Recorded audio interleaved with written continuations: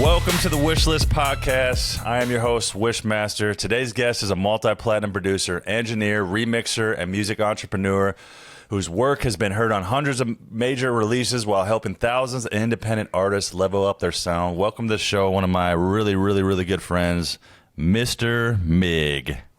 Oh my God. The best part of that entire intro was where you said I was one of your really good friends. That's the part. I don't care about all this other stuff. I just cared about that part. Well, it's true. I mean, we talk like every day pretty much. So listen, I appreciate you still being my friend after all the times I canceled on you to be on this podcast. You know, I was just too busy. I was just too busy. That's okay. No, well, yeah. And then yesterday I freaking overslept. So I think we're even.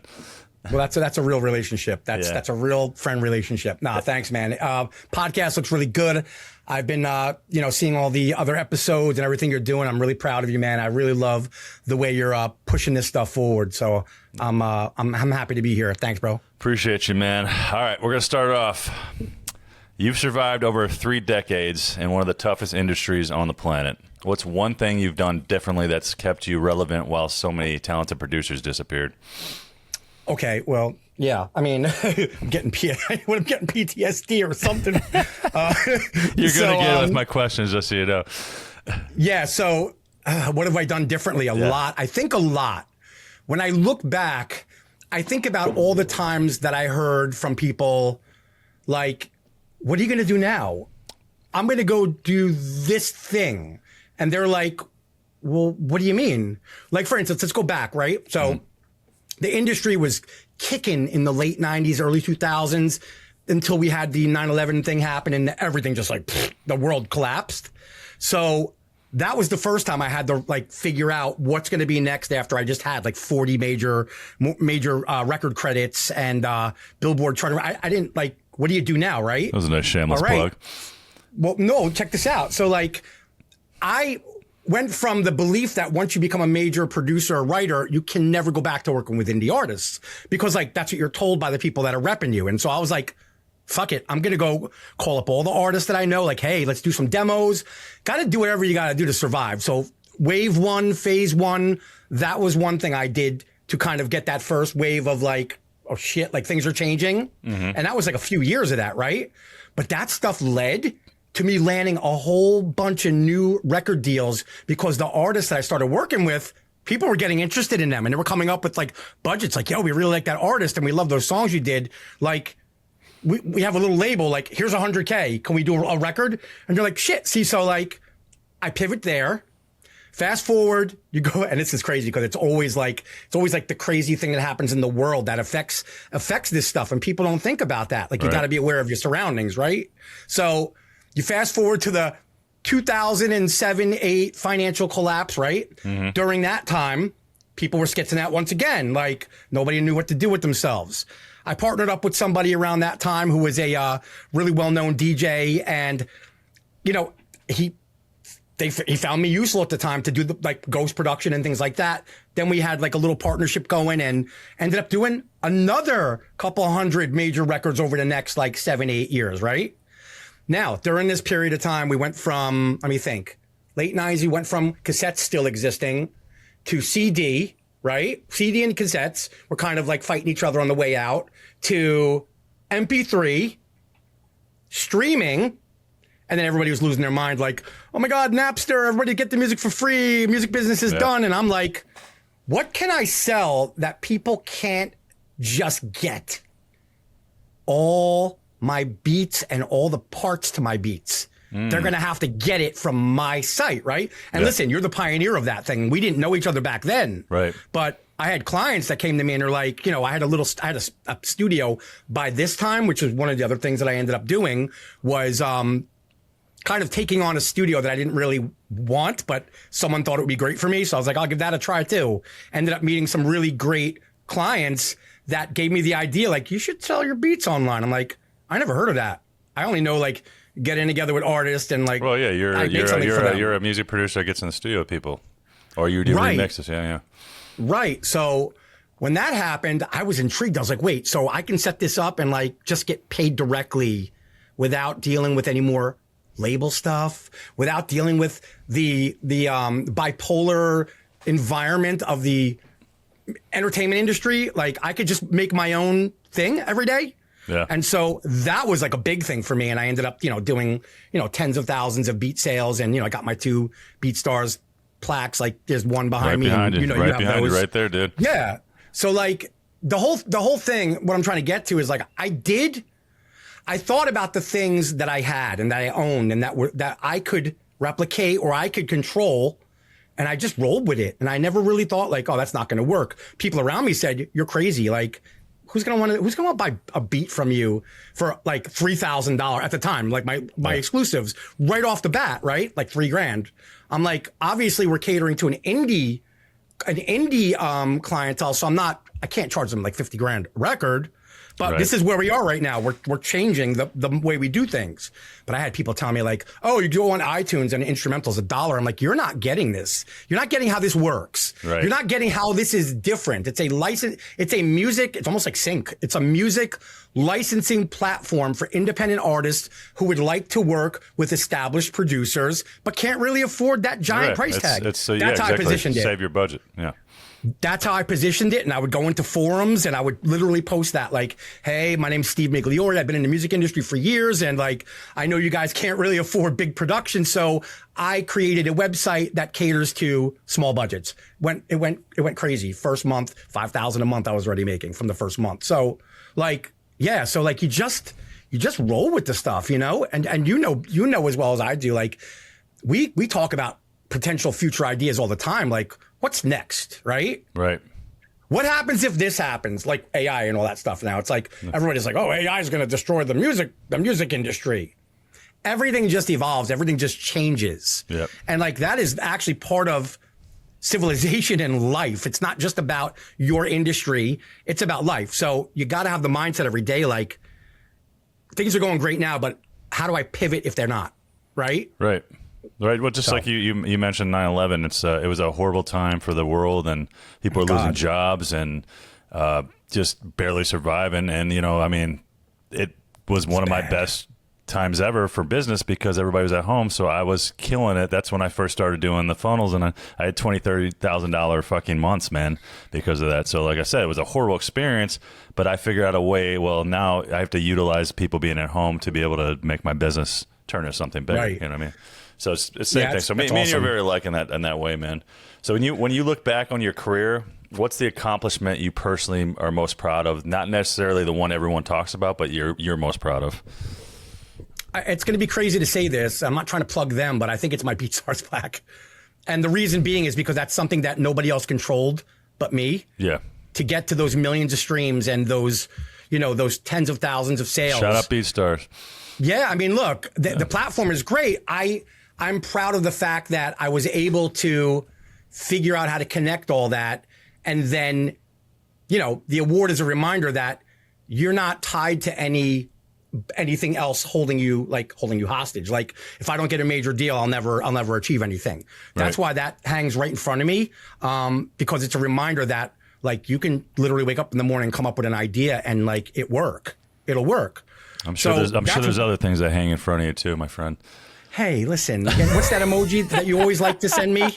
What's that little emoji you always send with me with the purple and the thing that goes down? I'm wearing it right here. See, it's on my head. Fucking guy. That's one. I mean, look, there's a lot. I mean, I've got so many freaking stories that are just insanely amazing. Like when you meet your idols and you don't just meet them, you become friends with them. And I've been friends for 3 decades with the people that you like idolize their music growing up. And you're like, right, if I could just meet those guys or go to one of their concerts or something, I would be like so happy. And then one day you get a call and you're like, da da da da. But there's been a lot of those situations.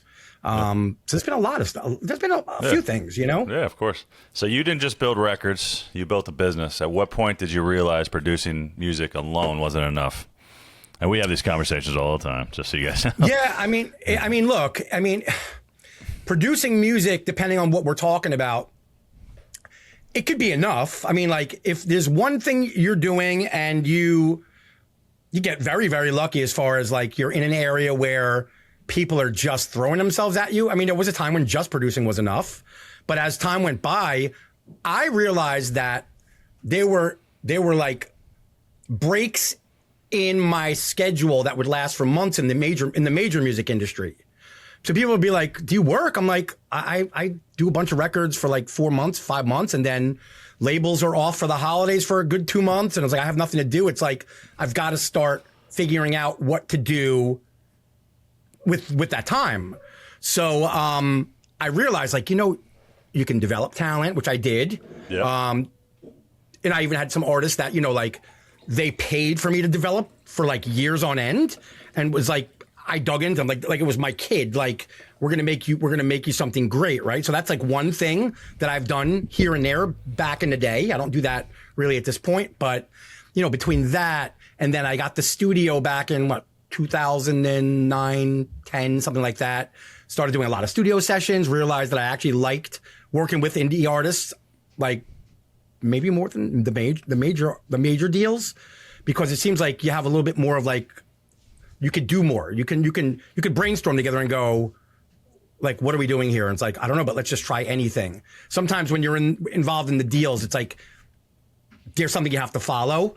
So so between like the studio sessions and artist development, and then I have a promo company, and the promo company, really was something that was a godsend, because artists would come to me to produce them. And then you'd be like, what do I do? I'm like, I got you. Like, I have all the connects. I set up all the campaigns, and I was able to help a lot of artists, like really like get on charts and everything else. So I think a lot of people that the viewers will think about, that they know in the industry, they may think of them as one thing, but they don't realize like they're doing a lot of other things in the background, even like businesses that are not related to music. Well, and I'm going to say this, like you are one of the biggest engineers. What is that? It's called, what is it called? The thing, sound mix? No, what is it called? That Sound Better? I'm on Sound Better, Air Gigs. Yeah, I wouldn't so call he's myself like, one you're of the one biggest, of the, but I'm just saying, you're one of the highly, sought after mixers on there. And the fact that like that's another like way. So it's like, you guys, like, we do go and do other things. Like, I'm doing live reviews right now. Like, if you stick to one, not it doesn't mean you can't stick to one thing. Some people are very successful just selling beats, making beats. Yeah. But things change, and sometimes those side of things can get a little bit worse, or you can have downtime. So you have to figure out other things that you're talented at or whatever. Right. That's what me and Mig do a lot, is we actually branch out and do cool things. We actually got something coming out pretty soon too, and I don't know if you want to talk about it, but we'll get into that later. Yeah, I mean, and just to like build on what you just said, and I want the up and coming guys to realize when they kind of like make it, because I just dealt with this. I had to do a little psychological powwow session with a young producer who like opened up for one of the biggest artists in history as a DJ. Yeah. And now is dealing with the lull, and it's psychologically messing Was that him laughing up. out? Was that laughing out loud?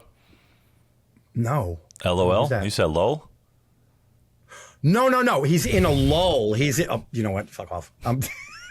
He's in a lull, right? So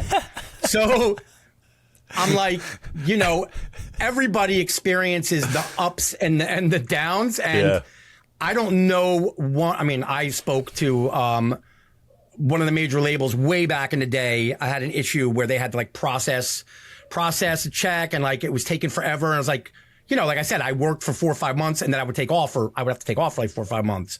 We got into some stories. I got close on the phone with one of the processors telling me stories about some of their biggest artists that they got to cut checks for. And they were saying some stuff like, really?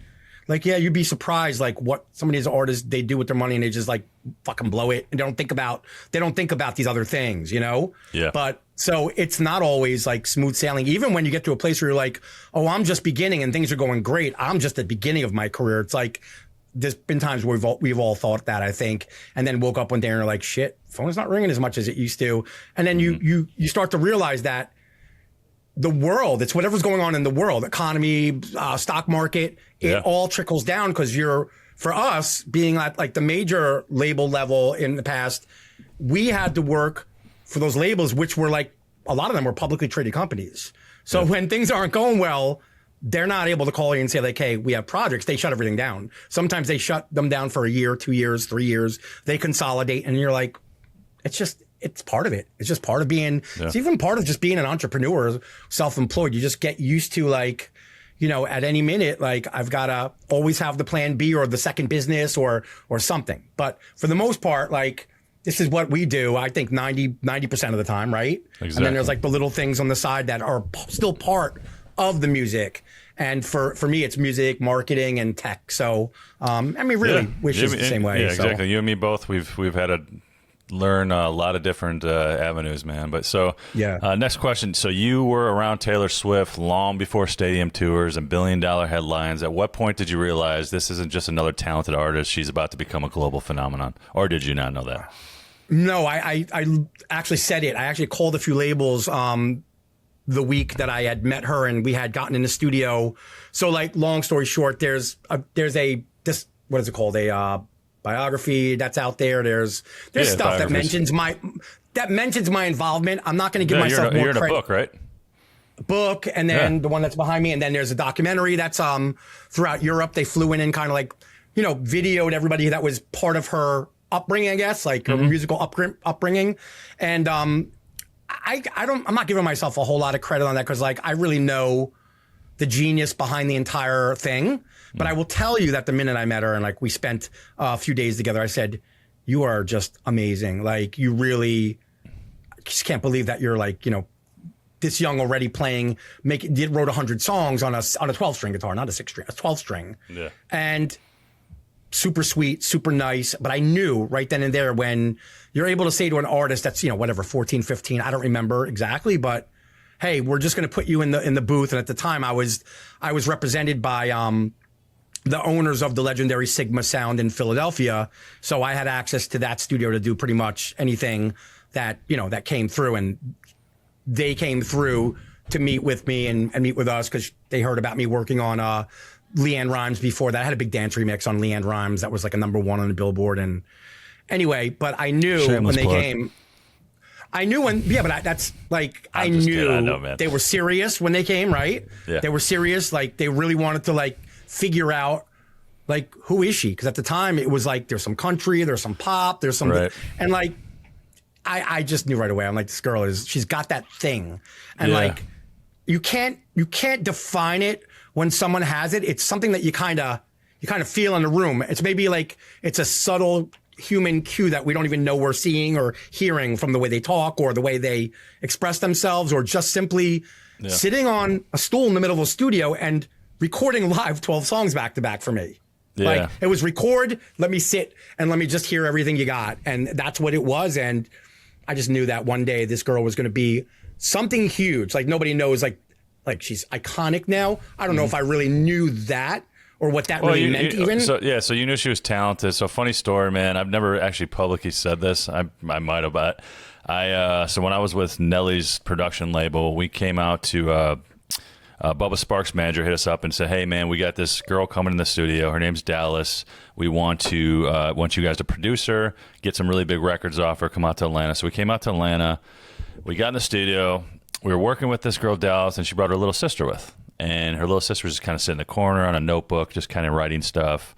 And during, like, takes and stuff, like, I was like, "Hey, what are you working on?" And she starts singing, and I want to say she played a track or she played piano or something, but she was really talented. And I'm like, I went up to his manager and I said, "Hey, man, I want to work with her, man. She's one." Not that Dallas was any good, but it was like her little sister was a little kid, and nothing ever came from it. But that little girl ended up being Demi Lovato, which is so crazy to me. Yeah, dude, like nuts, man. But it was such a crazy thing, and I knew right there, just like you just said, this girl is really, really super talented. And Dallas is more like, they wanted to do like a pop thing with her. It was her older sister. Like, we just need some pop records, you know what I mean? Like, almost like the Push type of thing. And that was like the super talent was sitting right there just waiting for her sister. You know what I mean? So it's wild, man. That's it's another great story. And, I always feel like, and it's happened a lot. I've been in a lot of situations, like, in the room with so many legends and, people that came after me and before me. Very, most extremely friendly, and even after success.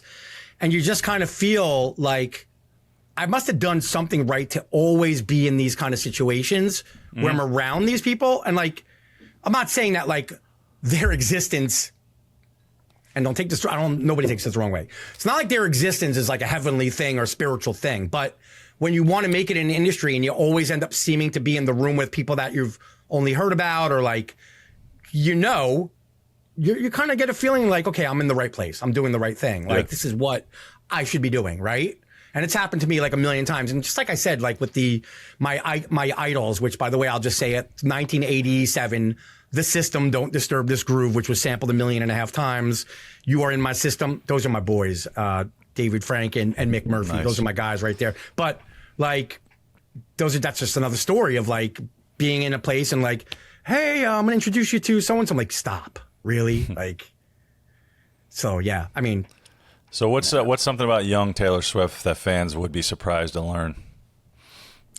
I mean, honestly, I don't know if they'd be surprised. 'Cause I think look, the glamorous side of it is what everybody sees, right? Right. But she actually, and along with her family, are really, really nice people. Like, and maybe, look, I don't know. It's been a long time.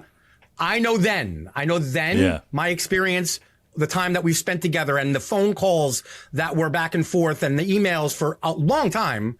'Cause I really was kind of a friend through all that stuff. And I would be there for any question that, which is funny. I'd be there for any question that needed to be like answered or something like run by me, because at the time I knew more about the business than they did, which is what happens. But I think most people would be, pleasantly surprised to know how nice they all are. And, really I just look at it as like a family that really just wanted her to really be something great. And like they rallied around her talent. But my experience of working with her, on the couple of songs that we did, which, were never like the big hits, but they were part of like the first little arena tour. I think it's called like a Lee Sport tour or something. She was super nice and easy and humble and just really sweet. So, I mean, beyond that, I don't know what else I could really even say. I don't want to make up. I'm not gonna make up anything, but Right, of course. My experience is like I was working with some people that I really wanted to see them succeed. I wanted to see her succeed. I wanted to see her parents. They sacrificed a lot. And I know people think they know stories. So Right. I always like watch what people say in like YouTube comments and different things. I'm like, you guys don't really know. You're making things up. But, yeah, so I think that would be pretty much the message. Yeah. So what's the wait, I'm sorry. And insanely talented. Like she really, even though you'll see like Max I think Martin. people know that. But you'll see like names like Max. No, I'm saying like you'll see a lot of big songwriters like Max Martin and Diane Warren and people that I think are like the GOATs, right? Yeah. She's also a brilliant songwriter. And like her career 100%. started with her songs. So yeah. What's the so let's get to the production side of things. What's the biggest lie producers are being sold on social media right now, as far as like producers like us or beat selling producers? I mean, like licensing producers and all that type of stuff. I don't know Because if I know we they're talk lies. about this all the time. I'm talking about like the people that are dropping these social posts saying do this and you're gonna get, you know what I mean? Like what do you think is the biggest lie people are being told? Oh my God, I have to think about that because there's like. I'll say one. I think they're numbers. I think people are using numbers from the past to try to say this is what they're doing now. Okay. And saying like it and using old school types of marketing that they used maybe 5 years ago, and they're saying this is what they're trying to sell these courses on the same type of technique. So I think that's complete bullshit. Yeah, I mean, look, man, I always say the proof is out there. Like, if you want to see what somebody's doing, you can just type their name in Google, and even like Gemini AI will tell you everything about that person or whatever it knows. You can go to their websites and everything else. But what I see is a lot of people that are doing things that I should have been doing for years. But even with the credits I have and credentials that I had, I still felt uncomfortable with trying to tell other people how to live their lives as musicians. But as time goes on, people come to me for that advice, and it's making me feel a little bit more confident. Like I should be doing a lot more Instagram and things like that. And so I've been, but so to get back to the question, I think that there's a lot of people that represent as if they've really actually done more than they've actually done. So, and once again, like inflating numbers and like, you see, I keep it real. Like I even said with Swift, I didn't do her big hits. Like I'm credited. Like you can see my name on a record that's actually out that they put out and put my name on, which is awesome. But like, I don't take the big credit. Like, yeah, I'm Taylor Swift's producer and shit like that. People will try to be like, yeah, Mick's telling. No, I'm not. I was part of the development process. So I considered myself a development producer, and that's how I leave it that way. I will keep it that way. It's good enough for me. I'm glad they wanted to work with me. That said enough to me. But so I think that's one of the things is that people, it's kind of like what you said, exaggerate numbers and exaggerate who they are, and what they do is they take advantage of people that just don't know. They just don't know. Right. And then there's a lot of advice. Me and you are, we always say it's almost a gift and a curse, but we're very transparent about ourselves, and even when we fuck up, we admit it. Absolutely. Oh, absolutely, man. Even like in personal life, I was just having that conversation the other day. It's like I have some people in my life that I just wish they would just admit it, that they fucked up, and like we could get past that. When you can't admit it, I can't get past it. Because if I know something and you're like, nope, didn't do it. You can't. If you gaslight me, dude, it's worse than just telling me like that you put a hole in my tire. Like, just tell me you put the hole in my tire. Tell me you were pissed at me. Right. Like we could get past that, right? Maybe. After I beat your ass, but no. Yeah. So anyway, on that, the other thing I would say is that a lot of people give out advice about things that don't pertain to other people's lives. So when you're an independent producer and entrepreneur, like we were talking earlier, sometimes you just got to fucking do what you got to do, like to survive. Yeah. There's no right and wrong when it comes to like what your agreements are with artists or like with labels and your beat sales and things like that. And like, I've sold beats like outright. I've sold beats like outright in my career and made a lot of money when I fucking needed it at a point. And I've had people kind of like shit on that. Like, oh, I can't believe it. Like, dude, what's the difference if like they hire me for a work for hire? I've done so much work for hire for TV companies, film companies where they're like, I did this track, right? And I get paid a fee to do the track for like like a major TV show. You don't always get royalties for that stuff. Now I do get for a lot of it. So you got to kind of like make your own business, like your own way. It's like any other business. And sometimes you got to weigh things out. If I need to get money right now, I mean, am I going to turn this deal down? Yeah. So like that's the only other thing is like people just pushing their circumstances on the other people. Yeah. So I want to get to your remixing because I didn't know about that until you told me about it. You know what I mean? And it's like you have a huge career of remixing. Like when you're remixing a song, how do you know what to keep and what to completely throw away? Okay, so it's evolved over time. When I first started out as a remixer, when I was like EDM remixer before the term EDM existed, we were like a very small group of like hired guns in the industry, and I always said like my job was marketing. I was like a music production marketing specialist. Mm-hmm. I hear a song and I go, here's what it needs to get on this station, that station, and that station. Sometimes it was just about changing the drum track, slowing it down or speeding it up, and keeping everything else the same. So it becomes something over time that you learn when you know what the outcome is supposed to be. So if I guess an executive calls you and they say, hey, Mig, we got this song. We're going to send you the acapella. Or no, we're going to send you the fucking 12-inch, the 2-inch tape. What studio are you working out lately? We'll send the 2-inch tape there and I just have them bill us. Crazy shit. Back then, no computers. It was like a $5,000 process that the label would that was without my fee. They would pay for like studio tape transfers and shit. So over time, you learn like what is the goal? The goal is Clubland. Okay, so we're going to take everything out. We're going to leave the vocal. We're going to speed it up if it's too slow. We're going to slow it down if we can't get that median tempo, that 4 on the floor tempo to sit right. And then if they're like, hey, man, we want you to do something like like let's just say I did a post today about David Guetta getting his star on the Hollywood Walk of Fame, by the way, fucking first dance producer ever in history. That's awesome. Congratulations, right? David Guetta. Right? And congratulations, EDM land. So yeah, So, they're like, hey, can you do something like similar to like a David Guetta, like he did in the last one? We need it for these stations. That's it. Yeah, I'll go take a listen and like we'll see what we can come up with. So, eventually you get your own sound, right? And they'll be like, hey, we want the Mr. Mig sound that you did on the Beyonce Diva record or whatever, right? So, okay. And sometimes it would be like an urban thing, or I would switch it up depending on like what the request was. So other than that, your musicality is going to determine like what you really think something needs. People still come to me and they throw vocals at me like, can this even be remixed? And I'll listen to it for 2 seconds and go, yep or nope. Like usually it's always yep. The next question is like, how good do you want it to sound? Anything can be remixed. What's your budget?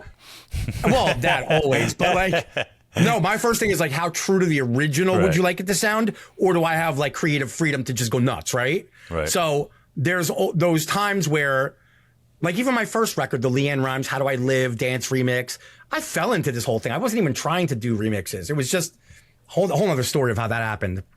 And thank God it did. I kept the entire song structure, chords. I kept it really light and airy, but I put just a 4 on the floor beat underneath it and added some really nice piano lines. And I added my own background vocal to the track. And it was now a pop dance track, country crossover, one of the first biggest ever, actually. So that was the opening to everything.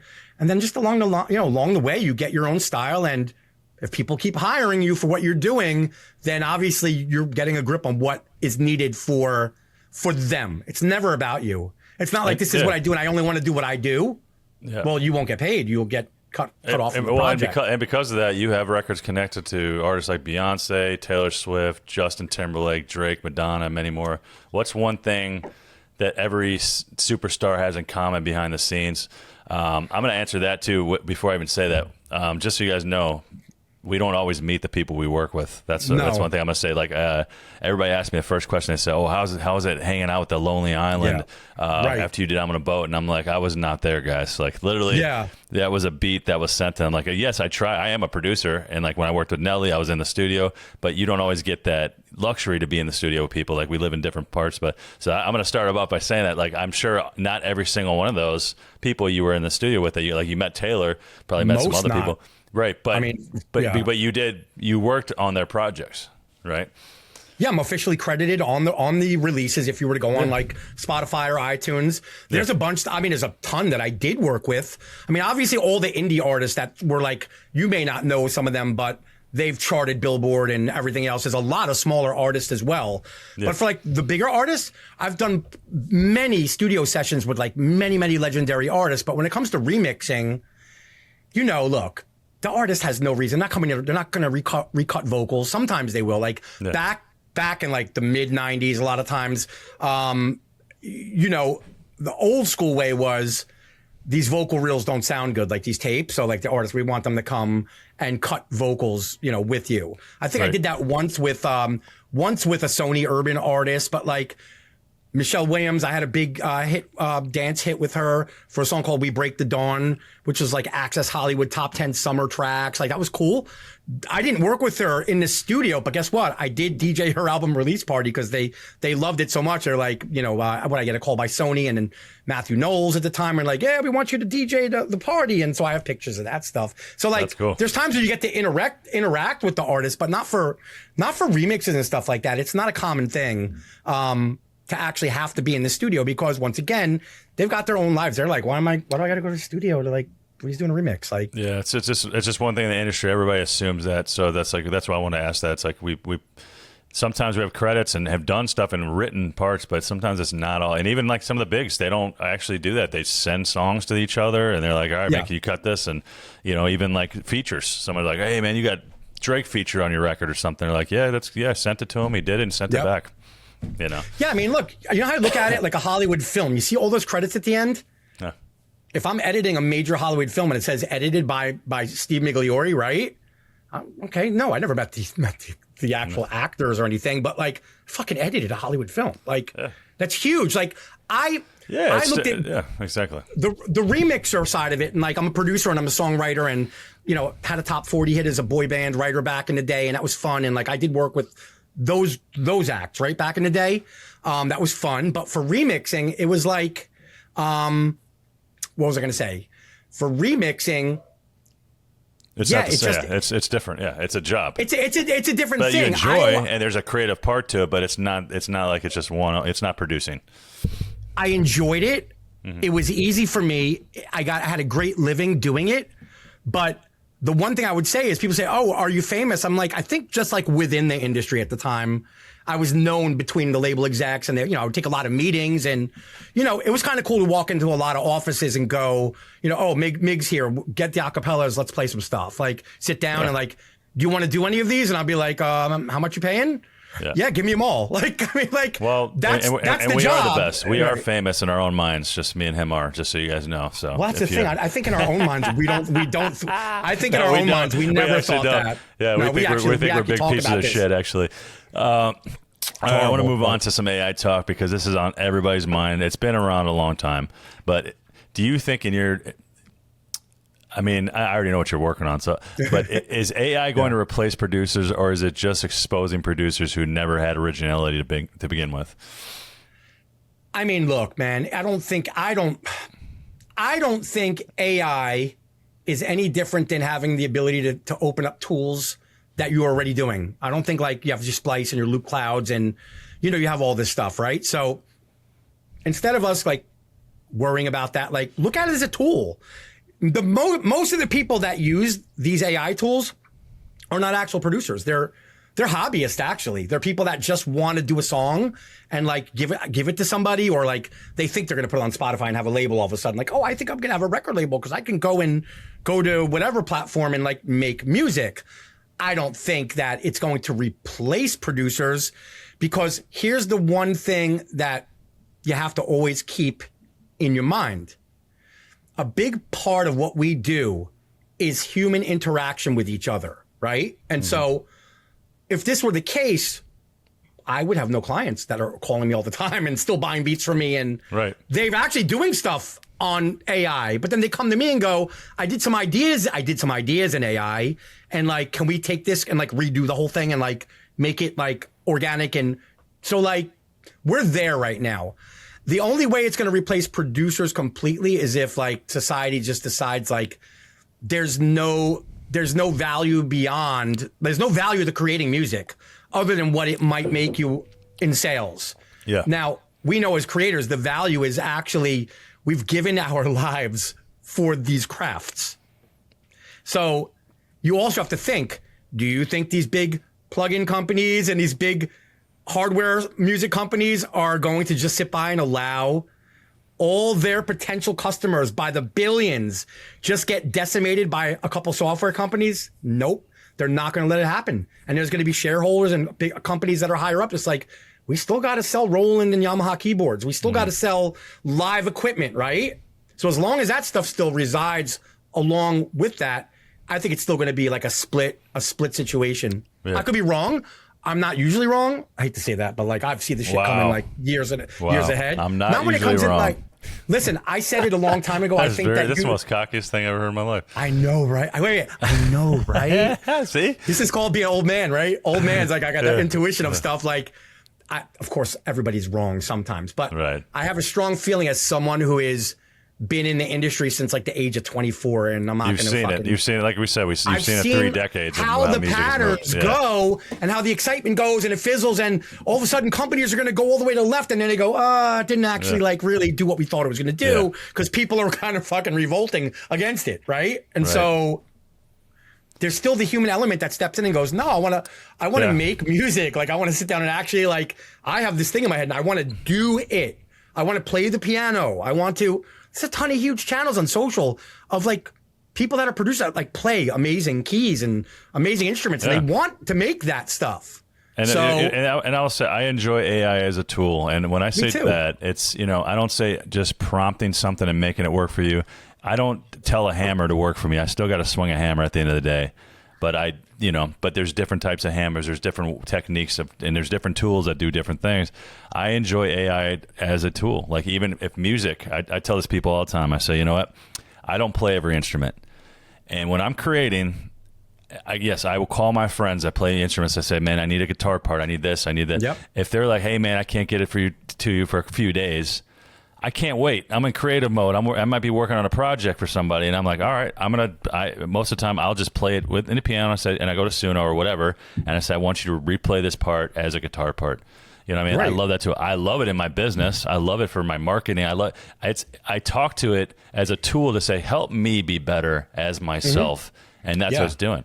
So that's what I kind of say about AI. Yeah. Do I like the people that just sit there and don't do anything and just say, like even in Suno, make me a fucking trap beat right now, and nothing. There's no creative. No, I mean, and to an artist, that's fine if that's what you want to do. But To each their own. The artist is, by doing that, is missing out on a giant amount of potential that they'll never get to have. Well, they'll never have those relationships with a producer that blows up. Yeah. And or work with a producer that already has the connections, right? So they're on their own at that point. Like, if that's what you want to do. And we don't know what's going. We don't know if it's going to be taken down. We don't know if there's going to be laws in the future that say if this. And even like me as a musician, as a producer for a long time, I would, like, let's say they said the Grammys will never, and I think that's true right now, the Grammys will never give a Grammy to somebody that uses AI. That would make me not want to use it, because that's what I want. That I like to be awarded for things I do. Doesn't mean that, of course, you know what I mean? That's just something I want. So if that's the type of stuff too you got to worry about. It's like, what if you have millions and millions of streams and Spotify and Apple Music, or all of a sudden we're told by law, now you have to drop all AI music because it has to be labeled this way before it can be even uploaded or something. You know what I mean?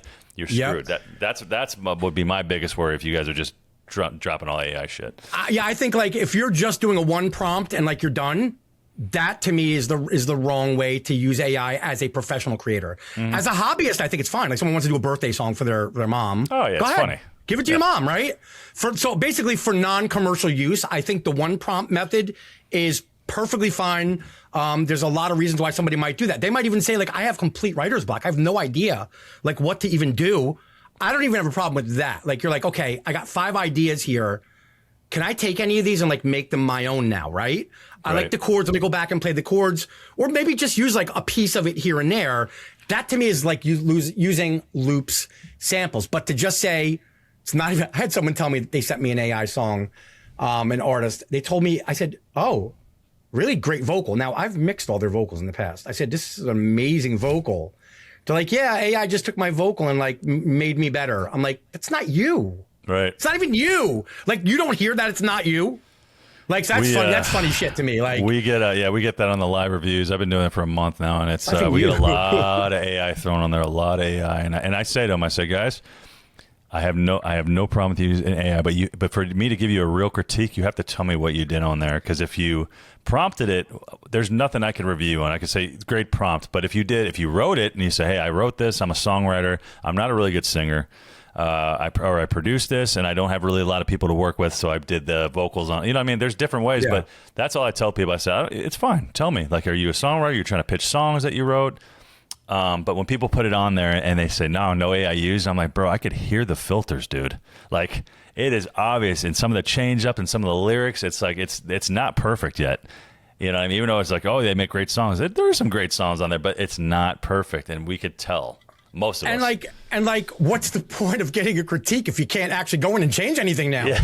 You prompted and the prompt's gone. Like, that's how it works, you know. Yeah. Sometimes you can go back and do a little in-painting, they call it, right? But even that's usually imperfect, you know. Imperfect, so. I know a great platform that's going to be probably coming out in the future that you can do. Do you want to talk about that right now? No, I really don't care. I just wanted to. That's between me and you. You can even edit it out. I don't care. It's just, we'll talk about whatever. It's up to you. Do you want to talk about it? Mm-mm. Okay. Not until you're ready. So we're going to say this. So he's got something coming out that is going to revolutionary. It's going to revolutionize. It is going to revolutionize the music. Yeah, the music business for creatives and for anybody that wants to fill in the gaps that they don't think is there yet. So there is something coming, guys. We're not going to talk about it here yet. But you'll see it on socials very soon. Yeah, you'll see it. I've actually posted my story a couple times. We'll just say, like, as producers, like, and talking about the things we're talking about right now, we recognize the problems. And so, my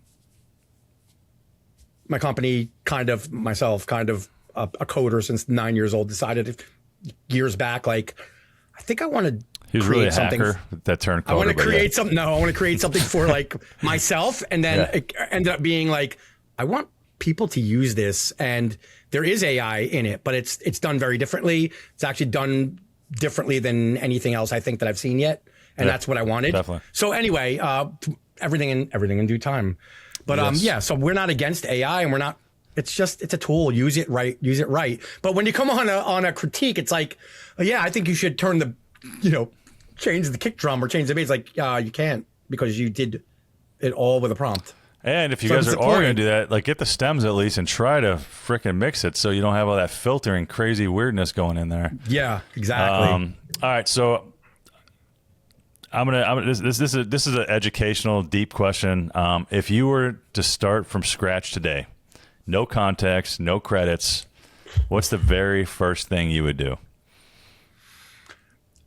Honestly, it's going to be exactly what I did before we even had all this technology. The way I, quote unquote, made it in my 8-year overnight journey was I started, and I actually posted a reel about this week, and I'm surprised people didn't latch onto that reel the way they really fucking should. I reached out to everybody that I knew who was a musician, and I asked people who does this, yeah, you should meet my boy.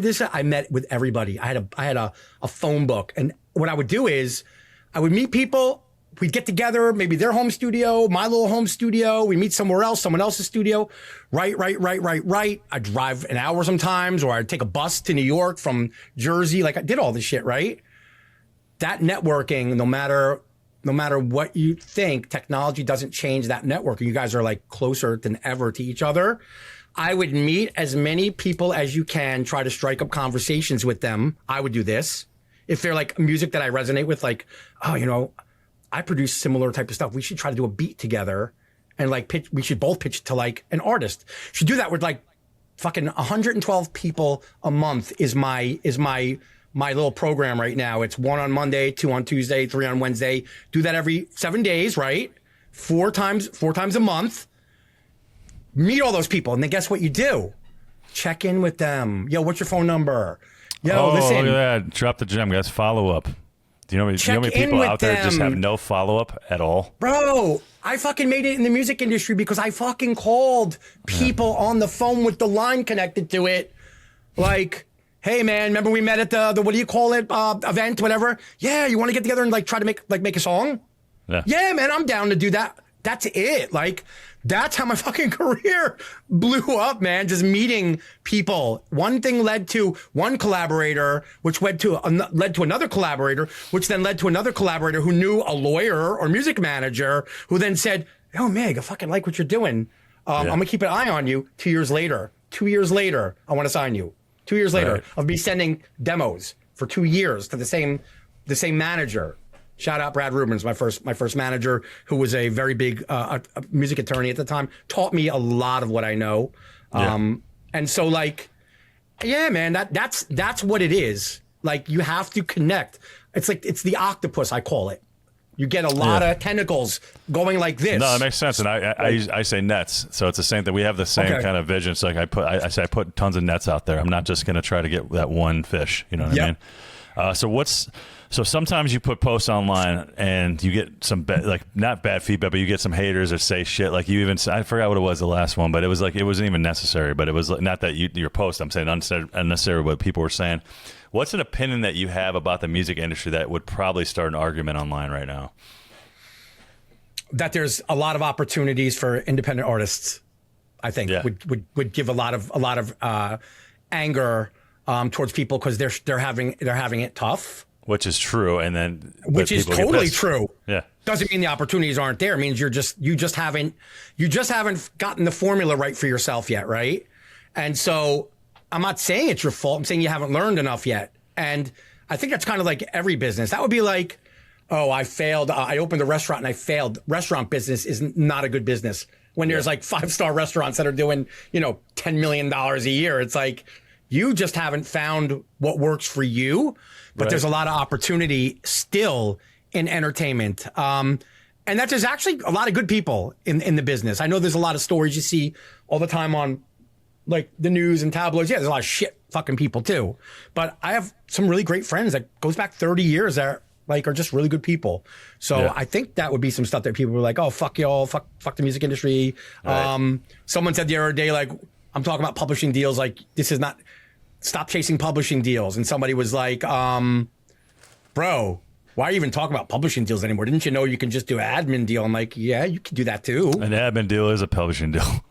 But yeah, you could do that too. Maybe it's structured slightly different. I don't know. I was co-published for, 15 there's years. co-pub, admin, but they're all publishing deals. They're all publishing deals though. Yeah, so I mean, what else? Here's another one. Ready? Yep. That's one. You ain't getting a publishing deal. That's one that like polarizing as it may be, right? And what I mean by that is not ever, but if you are not writing on songs that are out there generating 10 million Spotify streams, 20, 50, they don't just come knocking. Like, it's not like doing a record deal where like you go and you shop and you get a manager and you play your stuff and someone says, yeah, we want to develop you and kind of get into business with you. Publishing happens after they see the money already rolling. They're like, oh, that song's probably going to end up doing 500K in streams. Let's hit them up, offer them 100K right now, and to get 50% of the future royalties. So now they're going to make 200, right. 250. You're going to pay them back the 100, and you get the rest afterwards. So exactly. That's why I say you're not getting a publishing deal. I don't mean like ever. I just mean like it's also hooked too, man. Hey, I just got to go take a quick piss, man. We're going to cut this anyway. So let me just piss real quick. I'll be right back.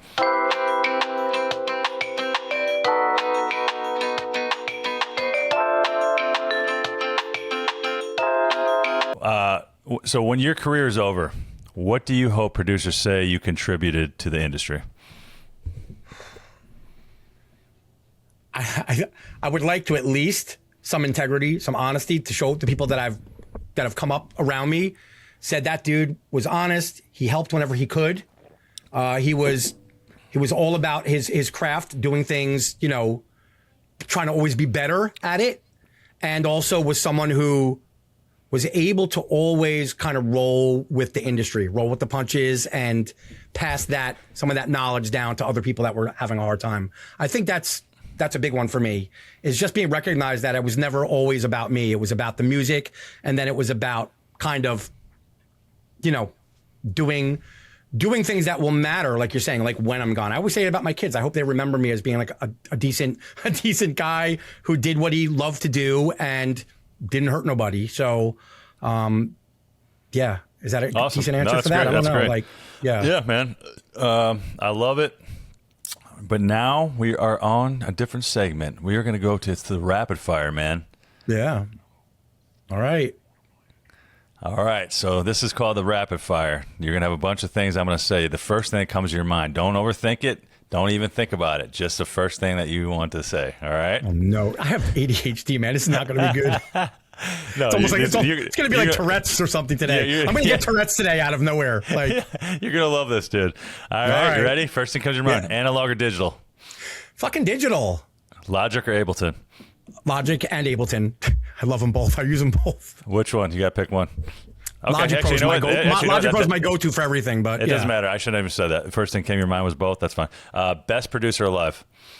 Oh, God. Max Martin. Most underrated producer? Oh, God. You. Oh, nice, man. Look at that. Best mix you've ever heard? Best mix I ever heard? Oh, God. There's so many. Africa by Toto. Nice. Favorite plugin? I love there's so many, but I think the one that I've using a lot lately is like, that's a hard one, man. Like mine would be Valhalla Reverb. Mine would be 808 Monster by Mr. Mig. There you go. Favorite piece of hardware? Favorite piece of hardware. I don't use much hardware at this point, but in the past, I had my Avalon. Okay. Drums or melodies? Drums or melodies? Mm-hmm. Fucking, I don't know. I'm both. I'm a drum melody guy. I fucking love them both. Yeah. Coffee or energy drinks? Coffee all day long, every time. Studio morning or late night? Morning. Biggest producer pet peeve? Biggest producer pet peeve? No. Just fucking acting like you have nothing to learn. Yeah, like you're the best. Yeah. One artist you'd still love to work with? One artist that I would still love to work with, man. Oh, God, that is so hard. There's so many. Oh, my God. Rapid fire. What's the first thing that came to your mind? Back in time? I'll go back in time and say old school Backstreet Boys. That would have been cool. One producer who inspired you? Once again, it would be Max Martin. Okay. If you weren't making music?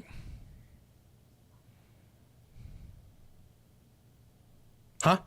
If you weren't making music at all? What would I be doing? Yeah. That's the first thing come to your head. What would you be doing if you weren't making music? Oh, that's the whole sentence. Yeah. If I weren't making music, Yeah. Jesus, stripping, I guess. Nice. What's one word that describes Mr. Mig? Maybe teaching. One word, fucking ambitious. There you go. Ambitious. All right. Next, this is the next segment right here. You got to keep one and cut one. Okay. Producing or mixing? Which one would you keep? Which one would you cut? I'd cut producing, actually. Okay. So you're going to mix nothing. Okay. No, I'm just kidding. No, I love mixing. No, I get it. Exclusive beats or placements? Depends what kind of placement. It has to be a major or indie. You got to keep one or cut one? I think placements. Okay. You keep? It leads to more exclusive beats after that. So. All right. Keep one, cut one. Major labels or independent? For what? I'm going to say major still. Major. Keep them? All right. They still have the power, man. Like, it's just like what to get rid of and what to keep is what you're saying? Yeah. I can't say get rid of the majors. They might see this and be like, fuck him. But maybe that's what I'm thinking. No, I don't know. All right. How about analog gear or plugins? Get rid of analog gear. Yeah. Okay. Logic Useless. or Pro Tools? Get rid of Pro Tools. I can do it all in Logic. I do. Yeah. Selling beats or custom production? Custom production. Talent or work ethic? Work ethic. Music first or marketing first? Oh, yeah, I'm sorry. I don't want to get rid of work ethic. I want to keep work ethic. Okay. I'm doing this wrong. I got lost. All right. Okay, you got it. Music There's first. a lot of fucking talent out there. So, it's music first or marketing first? Get rid of marketing first. Got to have good product first. Yeah. All right. Last and final question. When people hear the name Mr. Mig 20 years from now, what's the one thing you hope they remember? Not about your credits, but about your impact on music and the people you helped. I don't know if I had an impact, but I think what they'll remember is I was in the room where it happened a lot, and that I hope that the influence that I gave over people to have them do things the right way is remembered. I think that people think back and say, yeah, man, I met Mig back in the day and like he prevented me from doing a really fucked up deal. Like he really had my back, like shit like that, you know? I'm always giving advice to people. People call me all the time. So I'm hoping that they remember that, you know? Awesome, man. Yeah, that you were helpful. Well, bro, I appreciate you as always, man. And thank you for coming on the Wysh List podcast. Let people know where they can find you and what you got coming up. Oh, well, I mean, listen, I have my website, which is maxbeats.com, maxxbeats.com. I hang out a lot at Instagram lately. It's at same thing, maxxbeats. And what else? What was the last thing? Oh, just anything you got coming up that you want to share? Yeah, no, we're just we're working on some software and some products for music producers. And once again, you just and not just for music producers, for the music community, just catch me at those other sites, and that's where you'll hear about it. Awesome, man. Well, thanks for coming on, brother. Appreciate it, man.